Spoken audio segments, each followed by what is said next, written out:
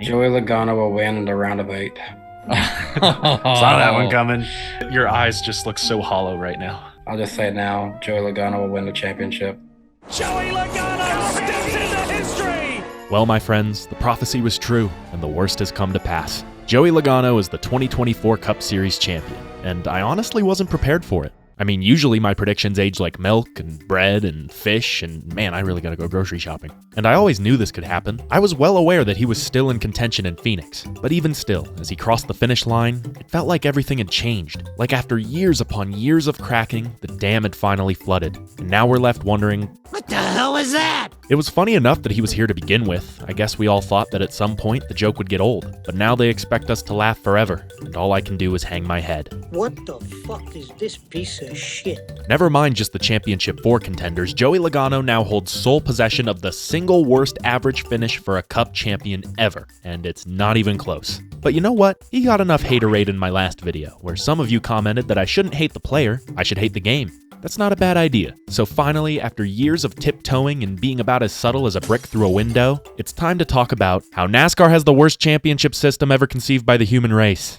Now, I'm not the first one to hold this opinion. In fact, I would say that the majority of the NASCAR faithful think that it's dog water. And originally, I wasn't part of that percentage. When they were first introduced, I loved the idea of the playoffs. The sheer chaos and possibility of just one win changing the complexion of a whole season. But after a decade of enduring it, I gotta say, I'm no longer a fan. Maybe I'm just growing bitter, or maybe I've been enlightened by our Lord and Savior Slapshoes, but personally, I've had enough of the complication. The constant discourse over gimmicky made-up rules. The peddling of teams whose only hope of winning it all would be a 27-car pileup. It's rendered the sport unrecognizable from where it was 20 years ago, and not in a good way. So here are some of the reasons why I hate the NASCAR playoffs. The part of today's system that most people seem to take issue with is the win and you're in policy, which locks any driver who finds victory lane into the postseason, whether they're ranked 1st or 31st. Obviously, this swings the door wide open for teams who have a snowball's chance in hell of moving on to the second round, let alone competing for a title. It's allowed guys like Eric Almirola in 2014, Chris Buescher in 2016, Cole Custer in 2020, McDowell in 21, Austin Dillon in 22, guys who otherwise would have been nowhere near the top 16 to be considered a part of it. While yes, it is cool to see smaller organizations have their moment in the sun, I've got news for you. That's what wins are for. To win a race at NASCAR's top level is an incredible accomplishment in and of itself, but making it a promise of postseason participation has made it something else entirely. It's turned into an obsession. You have to go for the win. Nothing less will suffice. That's how we get finishes like Richmond, where a guy who could have and probably should have won it straight up had to demolish 2 other cars in embarrassing fashion only to wind up falling short of the ultimate goal anyways. What little dignity Austin Dillon had as a race car driver, he completely threw away. This is what the playoffs make you do. They force you to fight dirty, though the winning policy is far from its only flaw. I've always thought that the definition of the word championship should be amended. A contest for the position of champion in a sport, often involving a series of games or matches in a particular year. There is no single unified championship given for the entire history of a sport, it goes year by year. And likewise, you don't win a championship for success in just part of a season, unless you're in the NBA or NASCAR, with the difference being that only one of those sports was smart enough to make a separate trophy.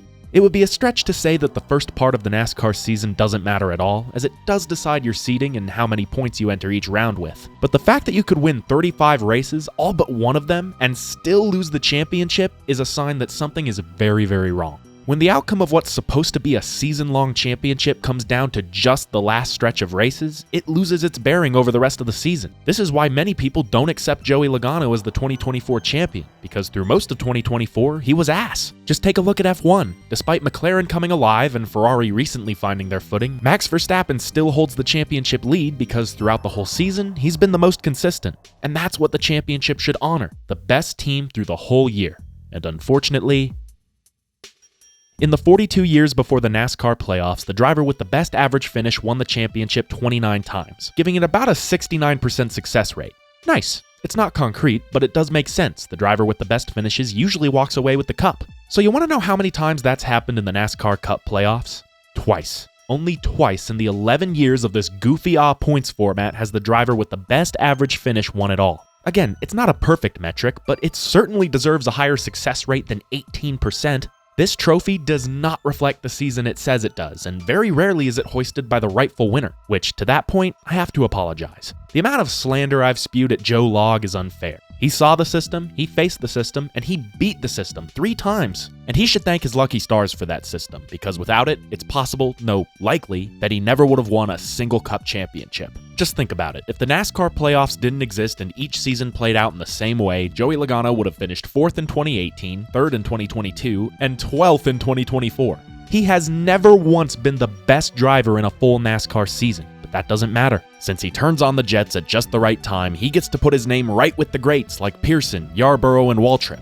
And as long as we're talking what ifs, let's take a moment to reflect on what else would have happened had the playoffs never existed. Gordon would have 7 championships and Johnson would not. Carl Edwards wouldn't have ended his career in 2016, and despite what the executives love to tell us, there could have been some real amazing season-long championship battles. With his surge in late 2015, Logano could have taken the fight with Harvick all the way to Homestead, but that's not what happened. In 2019, the championship could have been a 5-way dogfight between Logano, Harvick, Kyle Busch, Denny Hamlin, and Martin Truex, but that's not what happened. And despite winning 8 less races, Hamlin stayed neck and neck with Kyle Larson through the entire 2021 season. It could have been a hell of a battle, but that's not what happened. To Joey Logano's point, if under a different format, drivers would race differently and show urgency at different times. So who knows how these seasons could have played out? Maybe they'd be the same, maybe they'd be completely different. But as I've said before, thanks to NASCAR, we'll never know. And that's why we hound hypotheticals like this, because to us fans who are constantly seeing stars shine over statistics, they're our only solace. And that brings me to my next point.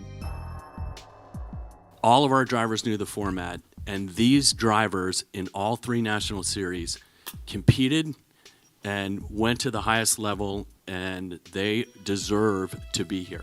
Just so you know, he wasn't answering a question there. Upon stepping up to the mic, this was the very first thing that NASCAR president Steve Phelps said ahead of the championship race. Now, call me crazy, but if your contenders truly deserve to contend, you shouldn't have to justify it with words. It should show in their performance, but I digress. The Championship 4 are all great drivers in their own right, but do they deserve to be here more than, say, Chase Elliott, who had the best average finish all season? Or how about Kyle Larson, who despite missing a whole race was right in the thick of the regular season championship? Or what about Christopher Bell, who only missed out on this race because NASCAR penalized him? It has nothing to do with how great these drivers are, and everything to do with how great they've been this year, for this championship. But because he constantly feels the need to cover his own ass, Steve completely misses the point that the fans are trying to make. And that was just the first thing he said. Once Steve and Steve finished up 17 minutes of circle jerking, the Athletics' Jeff Gluck, hey, I know that guy, came out guns ablaze asking the question on everyone's minds, why does this format deserve to be here? And Steve's answer is just too perfect. Listen, Jeff, the format is the format, right?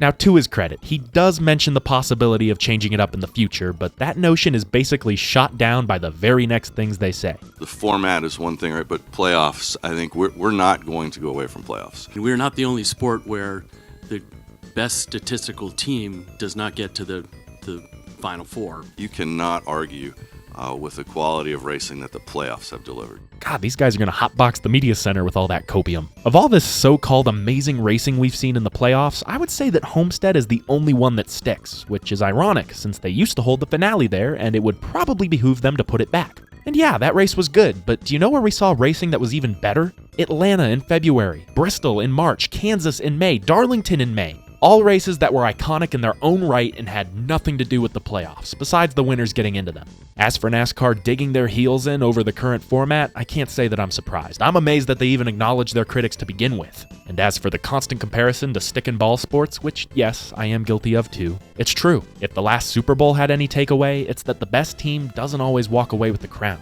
But there's a difference between this and this, this and this, and this and this. And if you can't see that difference, I hate to be the one to tell you, but you're blind. Besides, these other sports have been using playoffs for decades, some for over a century. So when you ask your fans, most who vividly remember a time when the points ran through the whole year, to give these championships the same credit as the ones they gave Petty and Earnhardt, I'm sorry, we don't. You have failed to convince us that this is a proper system for awarding championships. And that's the problem. They keep trying to. They keep doubling down with the same format and the same race in the same place year after year, despite the fans pleading in every possible way that it needs to be changed. Oh yeah, and according to Mike Ford, we're all bots. See? That's a bot, and that's a bot, and that's a bot. I'm gonna keep this comment section rolling. It doesn't matter if Ford's comment was misconstrued to even insinuate that the opinions of your fan base, the very people who are propping up your perpetually dying motorsport, are AI. To brush off their decades-long grievances as just a bunch of bots with an agenda is insane. It truly goes to show just how disconnected NASCAR is from its fan base, and that leads me to my final point, the most somber of them all. I think Steve O'Donnell put it best. The playoffs aren't going away. They can't. To turn back now would mean discrediting the past 11 championships and the ways that they were won. It would mean NASCAR admitting the playoffs a failure, and good luck getting them to do that. But if they can't get rid of them, maybe they can revise them, change the format to something that puts a stronger emphasis on the whole season, or at least have it come down to more than just one race. Hell, make it a 12-race playoff and put the Final Four in a championship round. Do something, please, because as far as I and many others are concerned, this was the breaking point. We've been watching the sanctioning body beat the same dead horse for 10 years now, and we've had enough. We're tired of being told that the glitter is gold. We see the stats, we see the results, we know what the situation is. By and large, the NASCAR playoffs have failed. It doesn't even make sense. The playoffs. You don't play in NASCAR, you race. It's a fucking race. God, it's so stupid. All right, I'm done talking about the playoffs. Until my next video.